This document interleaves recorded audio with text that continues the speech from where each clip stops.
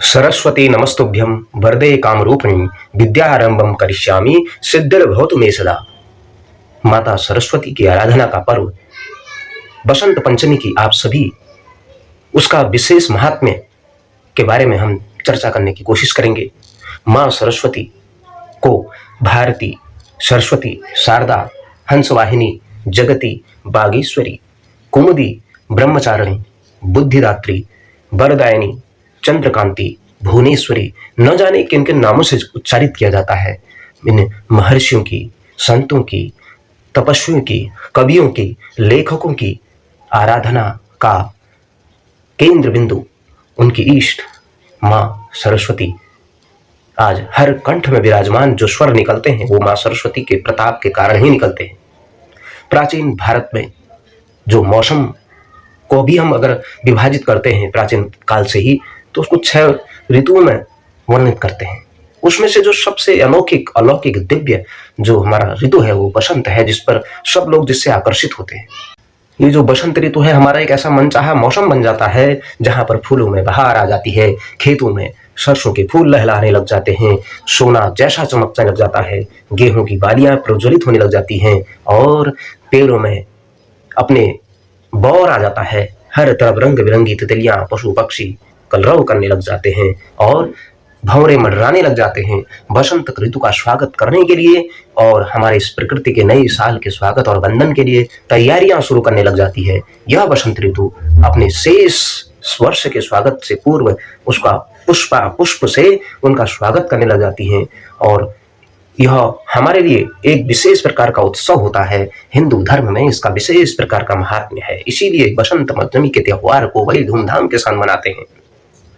जिस प्रकार हम कह रहे हैं कि यह अपनी माँ सरस्वती को बागेश्वरी, भगवती, शारदा, वीणावादिनी, वाग्देवी अनेक नामों से हम उच्चारित करते ही हैं, और विद्या और बुद्धि की प्रदाता देवी हैं और संगीत की उत्पत्ति, और इसके कारण से हमारे जितने भी धर्म ग्रंथ आदि जितने भी देवी देवताओं हैं उनके जो मुख से निकलने वाले जो स्वर हैं वो सरस्वती माता के ही स्वर कहे जाते हैं। ऋग्वेद में भी माँ सरस्वती की आराधना करते हुए, उनका वर्णन करते हुए कहा गया है, प्रणव देवी सरस्वती बाजे भीर्व जनीवती धीना मणि त्रैवतु।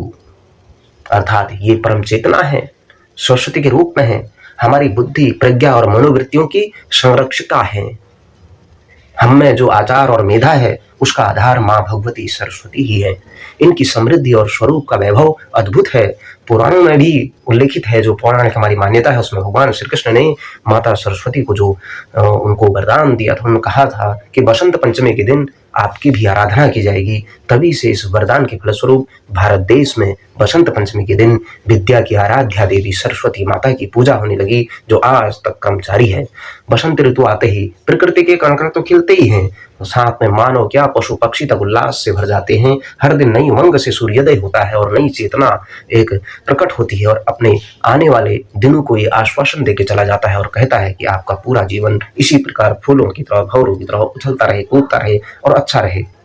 और यह बसंत पंचमी हमें उस ज्ञान की ओर, उस धारा की ओर प्रवेश कराती है जिस धारा की ओर विद्वान लोग अनुसरण करते हैं, महापुरुष लोग अनुसरण करते हैं। बसंत पंचमी के दिन जिस प्रकार से हमारे कवि, लेखक, साहित्यकार, शिक्षा जगत के लोग पूजा अर्चना करते हैं, जैसे दीपावली के आसपास भाई खातों और उनके खातों की पूजा होती है, अपने अस्त्र शस्त्रों की पूजा होती है, उसी प्रकार इस दिन अपने कलम, लेखनी और साहित्यों की पूजा करते हैं। और यह बसंत पंचमी ऐतिहासिक भी के आधार पर भी हमको गौरवान्वित करता है। यह हमें पृथ्वीराज चौहान की याद दिलाता है, जिन्होंने विदेशी हमलावर मोहम्मद गौरी को 16 बार पराजित किया था और उदारता दिखाते हुए हर बार उन्हें जीवित छोड़ दिया। लेकिन जब 17वीं बार वे उन्हें धोखे से ले गए तो मोहम्मद गौरी ने उन्हें नहीं छोड़ा, उन्होंने अपने साथ अफगानिस्तान ले गया और वहां उनकी आंखें फोड़ दी। उसके बाद उस घटना ने तो जगत प्रसिद्ध तो है ही, मोहम्मद गौरी ने मृत्यु दंड देने से पूर्व शब्दवेदी बाण का कमाल देखना चाहा। उन्होंने कहा कि इनको देखते हैं शब्दवेदी बाण कैसा चलाते हैं, क्योंकि पृथ्वीराज चौहान एक ऐसे महायोद्धा थे जो शब्दवेदी बाण की विद्या को जानते थे। और उस समय उनके साथी कवि चंद्र बरदाई भी थे, और उन्होंने उनके परामर्श से गौरी के उस स्थान पर बैठकर उस तवे पर चोट मारकर संकेत किया था। तभी चंद्रवरदाई ने पृथ्वीराज को जो संदेश दिया था, 4 बांस 24 गज 8 अंगुल 8 प्रमाण ता ऊपर सुल्तान है, मत चूको चौहान। पृथ्वीराज चौहान ने इस बार बिल्कुल भूल नहीं की और उन्होंने उस तवई पर हुई चोट से चंद्रवरदाई के संकेत का अनुमान लगाकर जो बाण मारा वो सीधा सीधा मोहम्मद गौरी के सीने में जा धंसा। उसके बाद चंद्रवरदाई और पृथ्वीराज चौहान ने एक दूसरे के उसमें पेट में छुरा भोंक कर अपना आत्म बलिदान कर दिया। और यह दिन था बसंत पंचमी का दिन। तो यह हमारे लिए बहुत बड़ा यादगार है ऐतिहासिक इस स्थलों में भी, और आगे भी हम इसके बहुत सारे और भी ऐतिहासिक कारनामे हुए हैं जिसको देख करके आप आश्चर्यचकित हो जाएंगे। बसंत पंचमी के दिन ही गुरु गोविंद सिंह जी का भी विवाह हुआ था। और ये बसंत पंचमी का त्योहार एक और ऐसे वीर गाथा की याद दिलाता है। यह है लाहौर निवासी वीर हकीकत राय। उन्होंने जब एक बार किसी मौलवी ने किसी काम से विद्यालय छोड़कर गए थे तो सारे बच्चे जब आपस में खेल रहे थे तो वह पढ़ते रहते थे। जब अन्य बच्चों ने उनको छेड़ा तो वह दुर्गा माँ की सौगंध दी। तब मुस्लिम बालकों ने दुर्गा माँ की खूब हंसी उड़ाई। उन्होंने कहा मुझे आप पढ़ने दीजिए, मेरे को छेड़िए मत। तो मुस्लिम बालकों ने उन्हें दुर्गा माँ की बहुत हंसी उड़ाई। हकीकत में जो वीर हकीकत राय ने कहा कि यदि मैं तुम्हारी बीबी फातिमा के बारे में कुछ कहूँ तो तुम्हें कैसा लगेगा। यानी फातिमा माँ को वो अपनी उनको मानते हैं। फिर क्या था, मुल्ला जी के आते ही उन पर उस सभी शरारती छात्रों ने शिकायत कर दी और इस पर बीबी फातिमा को गाली दे दी। उन्होंने झूठा बोल दिया। फिर तो बात चलते हुए काजी तक जा पहुंची और मुस्लिम शासन में वही निर्णय सर्वोच्च होता है जिसकी वो अपेक्षा थी। आदेश हो गया कि वीर हकीकत राय या तो मुसलमान बन जाए या उसे मृत्यु दंड दिया जाए, अन्यथा उसको हकीकत ने यह स्वीकार नहीं किया। परिणामतः उसे तलवार के घाट पर उतारने का फरमान जारी हो गया।